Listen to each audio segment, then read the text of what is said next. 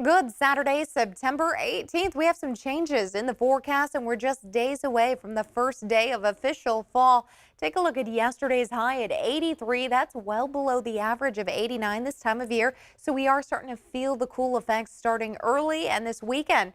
Expect to be even cooler. We'll start seeing temperatures here in the 70s for your Saturday and Sunday, cooler fall-like temperatures. But we also have some rain chances in the forecast that's coming in from the northwest and the northwest portion of the state. Expected to get some of that rain.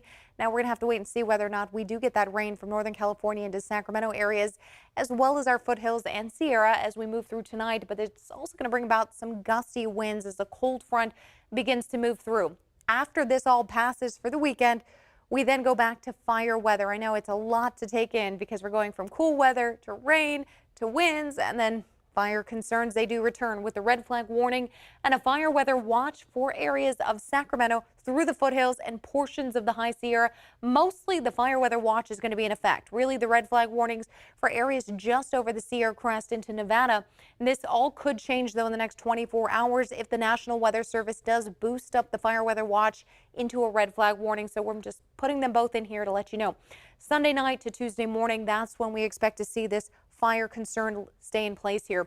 Low pressure system that is moving up toward areas of Vancouver and into Seattle, and you can see most areas of Washington and Oregon starting to get rain this Saturday morning. The cold front extends way off into the Pacific. What this is going to do is going to pull in and drag in that cooler air, but also with it, as the cold front passes today, it's going to start bringing in some more of those winds. We're looking anywhere from 10 to 15 mile-per-hour winds in the valley, as well as high as anywhere from 20 to 30 mile-per-hour wind gusts as it moves from the valley toward the foothills. And we'll continue to feel those cooler temperatures by tomorrow in the mid to upper 70s, but also that rain begins to move in tonight. And it's really just going to bring us about a 20 to a 30% chance of rain around the Sacramento Valley area. And then we can see the foothills with possibly a better chance here. Take a look at that front line. You can see more of the rain pushing in near Eureka this morning. The clouds do roll in as well, so we'll get some partly sunny to mostly sunny skies today. And then expect, again, the winds to really push through as that cold front extends all the way out. And it's a pretty long one as well, so that'll drag in, bring up some windy conditions. All right, let's talk rain and timing. Now, the rain moves in again toward Eureka as well as Redding, but we're looking at 8 a.m. Eureka areas, some heavy downpours there.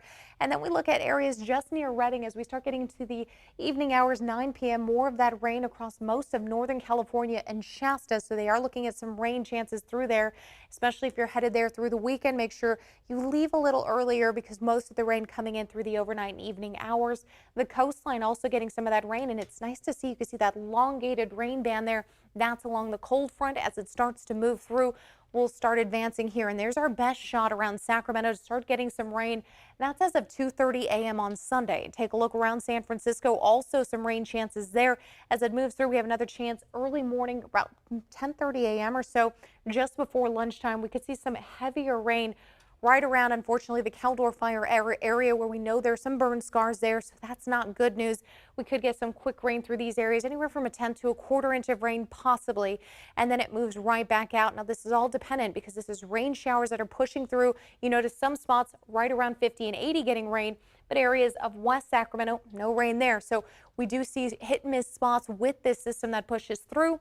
Then more sunshine through the week. Temperatures rise back into the mid 90s. We warm up, but then we're getting windy conditions. So warm temperatures and wind, not a good recipe during fire season. You'll notice here the coastal range, the Delta winds start picking up in these arrows here, anywhere from blue to green. You're looking at anywhere from 10 to 20 mile-per-hour winds.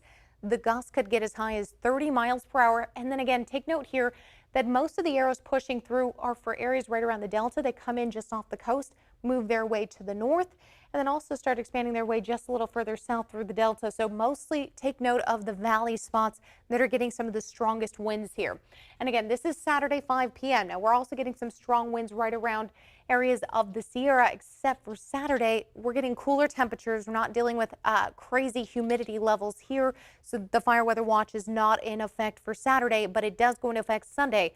Sunday night, late night, Monday and Tuesday, when temperatures are back into the 90s and humidity will be much lower. I'm talking, we could see humidity around the teens throughout the day, Monday and Tuesday. Things calm down just a little bit here, 7 a.m. on Sunday. A little bit of wind pickup over the Sierra Crest, but by Sunday night, 5:30, you're seeing more strong winds once again, and then that'll continue to pick up for Monday, Tuesday with strong winds pushing through the valley.